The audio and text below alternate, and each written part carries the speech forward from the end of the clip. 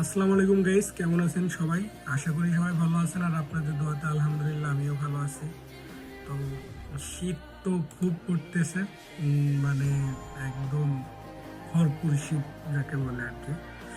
তো এই জন্য সোয়েটার মোয়েটার একটু বেশি বেশি করে পরেন, 2-3 লেয়ার যদি লাগে 2-3 লেয়ারে। তো বরাবরের মতো আজকেও চলে আসলাম আপনাদের সাথে কিছু কথা বলার জন্য, যেহেতু রেগুলার কথা বলেই ঘুমাই আপনাদের সাথে। তো যাই হোক, একটা প্রোডাক্টের খুব ভালো রিভিউ পাচ্ছি, দাঁড়ান এক মিনিট দেখাচ্ছি ওইটা।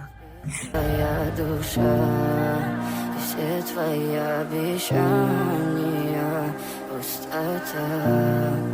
В камине в 6 утра, фотография твоя, горят воспоминания. সেটা হলো এটা, সেই মিনি ব্লেন্ডার। এর আগেও আপনাদেরকে অনেকবার দেখাইছি। তো এইটার কোয়ালিটি ভালোই, বুঝছেন। আমরা এখন পর্যন্ত অনেক সেল করছি, তো এখন পর্যন্ত ওই রকম রিপোর্ট আসে নাই যে প্রবলেম হয়েছে আর কি। তো আমি বরাবরই এটারে বলি যে এটা হচ্ছে একটা শিলাপাটার বিকল্প। তবে আপনাকে আমি এইটা বলবো না যে শিলাপাটার থেকে বেশি টেকসই হবে, তবে এটার ভ্যালু ফর মানি আমি বলতে পারি আর কি। চাইনা আপনাদেরকে প্রোডাক্ট দেয়,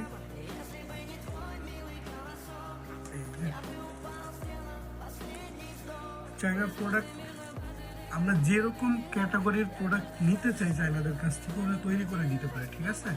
তবে এটা হচ্ছে অনেকে বলে যে ভাইয়া আমরা এইভাবে যখন ব্লেন্ড করি এটা উঠে আসে। ভাই এর ভিতরে যখন ব্লেডগুলো ঘোরে, বুঝছেন, ওইটা একটা পাওয়ার ক্রিয়েট করে।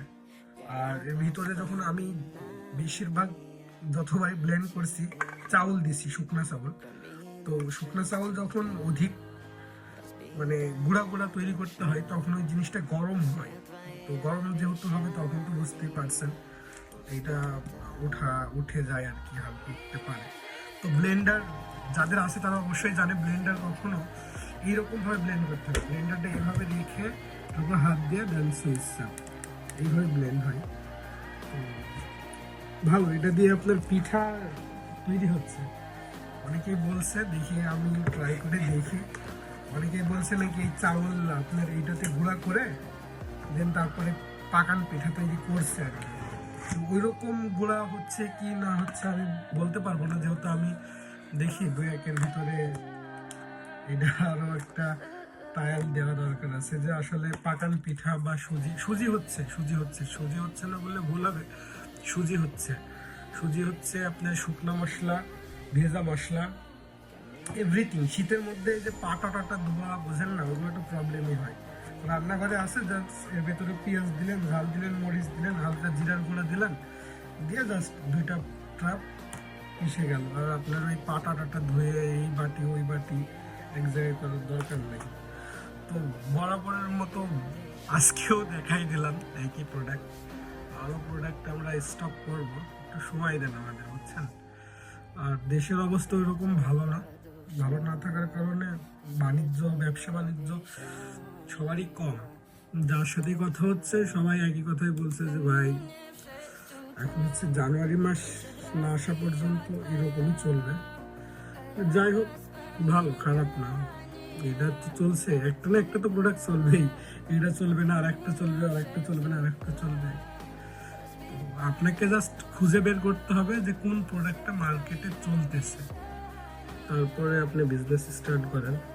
তবে আপনি মনে করেন না যে এক বিজনেসের উপরেই আপনি দাঁড়াই থাকলেন, দরকার নেই একটার উপরে। বিভিন্ন ধরনের বিজনেস করেন, শেখার অনেক কিছু আছে, বুঝছেন। যেহেতু আমাদের সময় খুবই কম, যারা একটা পর্যায়ে পৌঁছেই গেছে তাদের হিসাব অন্য ধরনের, কিন্তু আপনার আমার জন্য হলেও 4-5টা লাইন ধরেন শেখার জন্য, যে আমি শিখতেছি।